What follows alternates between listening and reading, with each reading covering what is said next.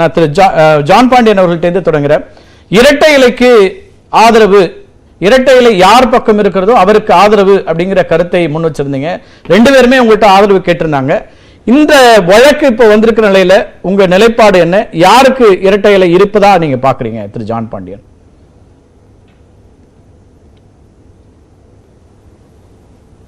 இரட்டை இலை என்பது பொதுக்குழுவின் அடிப்படையிலே மெஜாரிட்டி யார்கிட்ட இருக்கிறோ பொதுக்குழு உறுப்பினர்கள் இருக்காங்களோ அதுதான் சட்ட ரீதியாக செல்லுபடியாகத்தக்கது என்பதை நீங்கள் போல புரிஞ்சுக்கணும்.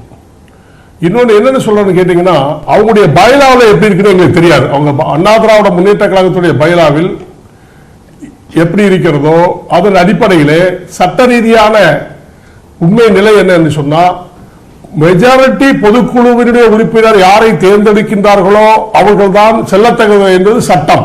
நான் சொல்வது சட்டத்தை சொல்கிறேன். இபிஎஸ் அணியோ ஓபிஎஸ் அணியோ என்பதை பற்றி தெரியாது. ஆனால் நாங்கள் தமிழக மக்கள் முன்னேற்ற கழகம் இரட்டை இலைக்குத்தான் ஆதரவு. நாங்கள் இரட்டை இலையோடு தான் கூட்டணி வைத்திருக்கின்றோம், எந்த மாற்றமும் இல்லை. ஆனால் சட்டம் என்ன சொல்லுகிறது என்பதை நாம் பொறுத்திருந்துதான் பார்க்க முடியும். வருகிற திங்கட்கிழமை என்ன சொல்லுகிறார் என்று எங்களுக்கு தெரியாது. ஒருவேளை இரட்டை இலை யாருக்கு கிடைக்கலங்கிற இடத்துல உங்களுடைய ஆதரவு யாரு? நீங்க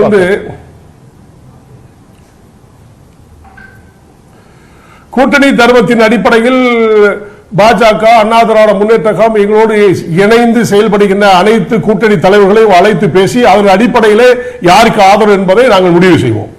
இதுல ஒரு தெளிவான ஒரு முடிவை எடுக்க முடியாத நிலை இருக்கா கூட்டணி கட்சிகளுக்கு? நீங்களும் இரட்டையில எங்க இருக்கோ அங்க ஆதரிப்பேன்றீங்க.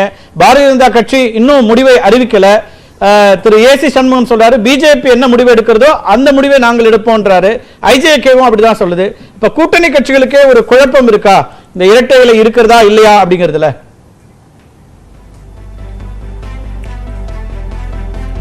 குழப்பம் என்பது இல்லை. சட்ட ரீதியான நடவடிக்கை எடுக்கும் பொழுது அதை நாங்கள் எதிர்பார்த்துக் கொண்டிருக்கின்றோம். என்ன உங்க எதிர்பார்ப்பு என்னவா இருக்கு? அதுதான். ஏன்னா இப்ப ஏற்கனவே ஆதரவு கேட்டு திரு வாசன் கொடுத்துட்டாரு. ஏற்கனவே போட்டியிட்டாலும் நாங்க நிக்கணும்னு விரும்புறோம் அப்படின்னா போட்டியிட்ட இடத்தை விட்டு கொடுத்துட்டாரு. திரு எடப்பாடி பழனிசாமி தான் அதிமுகன்னு சொல்லிட்டாரு. அப்படியான ஒரு நிலைப்பாட்டை எடுப்பதில் உங்கள் உள்பட மற்றவர்களுக்கும் அதுல ஒரு தயக்கம் இருக்கா? இல்லை, என்னன்னு கேட்டீங்கன்னா, சட்ட ரீதியான நடவடிக்கை என்று சொல்லும் பொழுது நான் உங்களுக்கு தெளிவாகவே சொல்றேன். மெஜாரிட்டி யார்கிட்ட இருக்குது, பொதுக்குழு உறுப்பினர் யார்கிட்ட இருக்காங்களோ அதுதான் செல்லத்தகுந்தது. நான் தேர்தல் கமிஷன் எதற்காக மௌனம் சாதிக்கிறார்கள் என்பது அவர்கள் தான் முடிவெடுக்க வேண்டும். இதற்குள்ள அவர்கள் முடிவெடுத்து சொல்லியிருக்க வேண்டும். யார் மெஜாரிட்டியா இருக்கிறாங்க, யார் பொதுக்குழு உறுப்பினர் அதிகமாக வச்சிருக்கோம், அதுதான் சட்டம். அந்த சட்டத்தின் அடிப்படையிலே தேர்தல் கமிஷன் தலையிட்டு அமைதியா இருப்பது நோக்கம் புரியவில்லை. அதே சமயம் நான் ஏற்கனவே சொன்னது போன்று நீதிமன்றத்திற்கு இது வேலை கிடையாது. இது அண்ணா திராவிட முன்னேற்ற கழகத்துடைய ஒரு பொதுக்குழு ஏற்பாடு செய்கின்றது. அந்த பொதுக்குழுவின் அடிப்படையிலே யார் தலைவர் பொதுச் செயலாளர் என்பதை தேர்ந்தெடுக்கின்றார்கள் என்று சொன்னால் இடைக்கால பொதுச் செயலாளராக அண்ணன் எடப்பாடி அவர்கள் இருக்கிறார்கள். ஆனால் இரட்டை கொடுப்பதே என்ன குழப்பம் நீதித்துறைக்கும் அந்த தேர்தல் கமிஷனுக்கும் என்பது ஒன்றும் புரியவில்லை. அவர்கள் தான் தெளிவான முடிவு எடுக்க வேண்டியது. தேர்தல் கமிஷன், நீதிமன்றம் இருவரும் சேர்ந்து யாருக்கு இரட்டை கொடுப்பார்கள் என்று நம்புகின்றோம். Positive thing. அதனால பாசிட்டிவா நினைங்க, மைனஸாவே நினைக்காங்க. கண்டிப்பா கிடைக்கும், இரட்டை கிடைக்கும். இல்ல இப்ப இரட்டையில இல்லைன்னாலும் உங்களுக்கு எடப்பாடி வெற்றி பெறும். இல்ல அதான் திரு எடப்பாடி பழனிசாமி ஆதரவு நிலைப்பாடுன்னு எடுத்துக்கலாமா? ஏன்னா நீங்க சொல்றீங்க இடைக்கால பொதுச்செயலாளர் அவர் தேர்வாகி இருக்கிறாரு, பொதுக்குழு உறுப்பினர்கள் அவர் பக்கம் இருக்காங்கன்ற அந்த கருத்துல இருந்து நான் அப்படி புரிஞ்சுக்க. ரெண்டு பேரும் சேர்ந்துட்டாங்கன்னா இப்ப நீங்க புரியுறீங்கன்னா ரெண்டு பேரும் பிரிக்கிறீங்க. ரெண்டு பேரும் சேர்ந்துட்டாங்க. நீதிமன்றத்துல அவங்க ரெண்டு பேரா பிரிஞ்சு நிக்கிறாங்க. எப்படி நீங்க முடிவு எடுக்கிறீங்க? இல்ல நாம யாருமே முடிவு பண்ணல. நீதிமன்றத்துல அவங்க ரெண்டு பேரா பிரிஞ்சு நிக்கிறாங்க. தேர்தல் ஆணையத்தில் ரெண்டு பேரும் பிரிஞ்சு நிக்கிறாங்க. அப்ப அந்த நிலையை சுட்டி காட்டி அதுல உங்க நிலைப்பாடு என்னன்னு தான் கேட்கிறேன். இதுல யாரு பொதுக்குழு உறுப்பினர்கள் அதிகமாக இருக்கின்றார்கள்? எடப்பாடி என்றால் எடப்பாடிக்கு தான், ஓபிஎஸ் என்றால் ஓபிஎஸ் தான். ஆனால் அந்த நிலை என்று 2 நாள் கழிச்சு தான் சொல்ல முடியும். இப்ப உறுதியான முடிவை எடுக்க முடியாத ஒரு சூழல் இருக்கின்றீங்க. இப்ப களம் யாரு கிடைக்குதோ அவங்களுக்கு தானே ஆதரவு. ரைட். அதுல சிக்கல் வரும்னு நினைக்கிறீங்களா? அதனாலதான் நான் கேட்கிறேன். ஏன்னா நீங்க இவர்தான் அப்படின்ட்டா அந்த பக்கம் நின்னுட முடியும். உங்க கருத்து எனக்கு புரியுது. ரெட்டலையோடு தான் எங்க கூட்டணி, பாரதிய ஜனதா கட்சியோடு தான் எங்க கூட்டணி, அப்படிதான் நாங்க கூட்டணிக்குள்ள வந்தோம். நிச்சயமா அவர்களுக்குள்ள இருக்கிற சிக்கல்குள்ள நாங்க போக விரும்பல. இதுதான் உங்க நிலைப்பாடுன்னு. ஆமா, அதுல நாங்க நிச்சயமா அவங்க சிக்கல்ல நாங்க போக முடியாதுல்ல. நான் அதுக்குதான் தெளிவா சொன்னேன். 99% பொதுக்குழு உறுப்பினர் எடப்பாடி அண்ணன் அவரிடம் இருக்கும் என்றால் அவர்களுக்கு தான் தமிழக மக்கள் முன்னேற்ற கழகம் ஆதரவு, அதில் மாற்று கருத்தும் இல்லை. ஆனால் அலைன்ஸ் என்பது என்டி அலைன்ஸ்ல இருக்குது, ஞாபகம் வச்சுக்கோங்க. என்டி அலைன்ஸ் உடைய தலைவர் யாருன்னு கேட்டா எடப்பாடி அண்ணன் தான். அதுல பிஜேபி இருக்குது, அண்ணா திராவிட முன்னேற்ற கழகம் ஓபி அண்ணன் இருக்கிறாங்க, நாங்க இருக்கிறோம், எங்களை சேர்ந்த இதர கட்சிகளும் இருக்கிறார்கள். இவர்களெல்லாம் கலந்து பேசி ஒருவேளை எடப்பாடி அண்ணன் நிக்கலாம், பிஜேபி நிக்கலாம் இல்லையா? நீங்க ஏன் எடப்பாடி அண்ணன் மட்டும் நிக்கிறீங்க? பிஜேபி தாமரை நிக்கலாம் இல்லையா? அந்த கர்மத்தை காட்பதுக்கு அவங்க கூட நிக்கலாம் இல்லையா? அது முடிவு ஆகல. ஓகே, அந்த வாய்ப்பு இருக்குன்றீங்க. அது நம்ம வந்து எந்த வாய்ப்பு ஆகல நீங்க சொல்லிட்டு இருக்கீங்க பத்திரிகை செய்தி. ரைட், இது வாய்ப்பு இருக்குது. ஓகே, அதனாலதான் அந்த வாய்ப்பு இருக்கலாம். ரைட், ஏன்னா எப்படி கேட்டீங்கன்னா இந்த நிலை ஏற்படும் பொழுது சொல்லுங்க சொல்லுங்க. அதாவது இந்த நிலை ஏற்பட முடியாத சூழ்நிலை ஏற்படுவது இருந்தாலும் கூட என்டிஏ அலைன்ஸ்லே அனைவரும் ஒற்றுமையாக இருக்கிறோம். நீங்க அவங்க ரெண்டு பேருக்கு இன்டர்னல் ப்ராப்ளத்தை நீங்க சொல்லுவீங்க. இதுல திரு அண்ணாமலை அவர்களும் முடிவெடுக்க வேண்டியிருக்கு. ஒருவேளை இவங்க ரெண்டு பேருக்கும் வெற்றிலை கிடைக்காத பட்சத்தில் பிஜேபி நிக்கிறதுக்கு வாய்ப்பு இருக்கு இல்லையா? அதுதான் கேட்கிறேன். அப்ப அதற்காக காத்திருக்க வேண்டியிருக்கு. இவங்க எல்லாம் கலந்து பேசி முடிவெடுக்கின்ற கட்சிக்கு ஆதரவு கொடுப்போம். ரைட், அதான் இப்ப வந்து கால அவகாசம் இருக்கு. 31ஆம் தேதி தான் வேட்புமனு தாக்கல் தொடங்குது. எனவே அவசரம் ஒண்ணும் இல்ல. ஆனா இரண்டு பேருக்குமே இரட்டை சின்ன கிடைக்கலங்கிற பட்சத்துல தாமரை நிற்பதற்கு வாய்ப்புகள் இருக்கு. எனவே அவசரப்பட வேண்டாங்கிறது உங்க முடிவா இருக்கு. ஆமா, உண்மைதான் உண்மைதான். அந்த இடத்துல தர்மத்தை காக்கின்ற லெவல் இவர்கள் யார் சின்னத்தோடு இருக்கின்றாரோ அவர்களுக்கு ஆதரவு. ரைட்,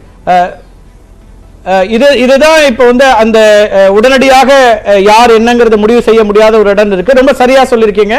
இப்போது ஒரே ஒரு கேள்வி என்ன இருக்குன்னா, ஏற்கனவே இரண்டு பேரும் இணைந்து பயணிக்க வேண்டும்னு பிரதமர் ஒரு முயற்சி செய்தார். அந்த அடிப்படையில் நான் இணைந்தேன்னு ஓ பன்னீர்செல்வம் சொன்னார். அப்படி இப்போதும் ஏதாவது முயற்சிகள் இருக்கும்னு நினைக்கிறீங்களா? அப்படி வேறு நட்பு கட்சிகள் ஒன்றாக சேர்ந்து அவர்களை இணைப்பதற்கான முயற்சி நடக்கிறதா? அதுல ஏதாவது முன்னேற்றம் இருக்கா?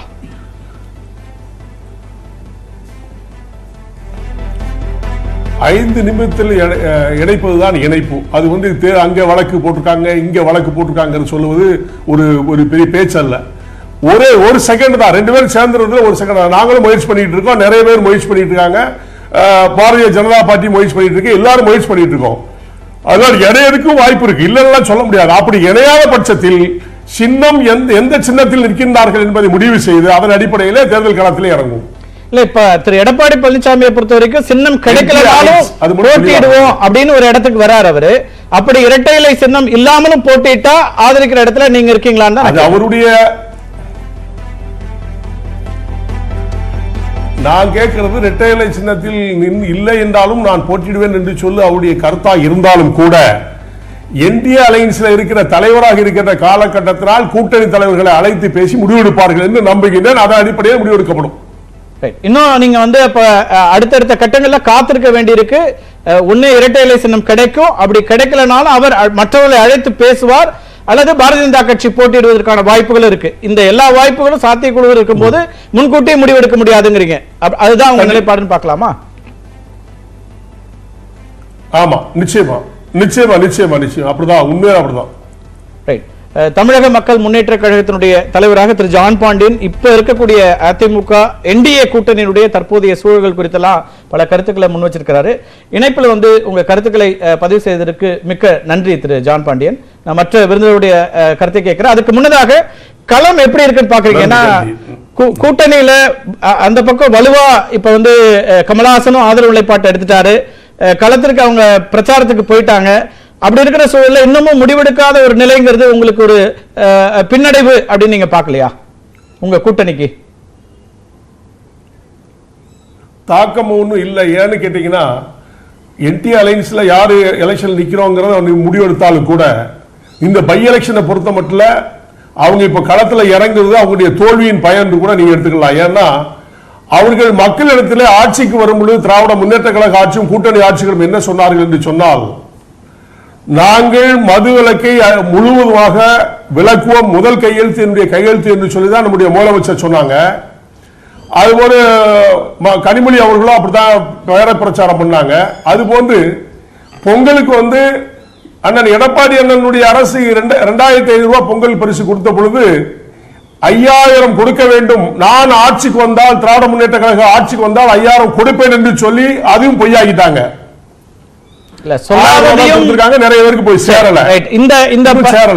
இதெல்லாம் பரப்புரையில நீங்க முன்வைக்க இருக்கீங்க.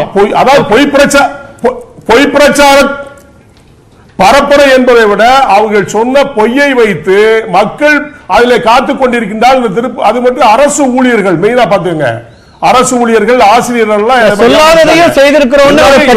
ஆட்சியில உட்கார்ந்து இருக்கின்றார்கள் என்று ஒரு சாரார் எதிர்ப்பு.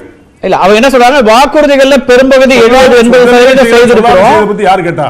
அல்ல 70-80% நிறைவேற்றிருக்கிறோம். 5 ஆண்டுகளுக்கான வாக்குறுதி, அதையும் செய்வோம். எங்களுக்கும் இந்த இடைத்தேர்தல் களம் தான் எங்களுடைய செல்வாக்கை நிரூபிக்க அப்படின்னு சொல்றாங்க.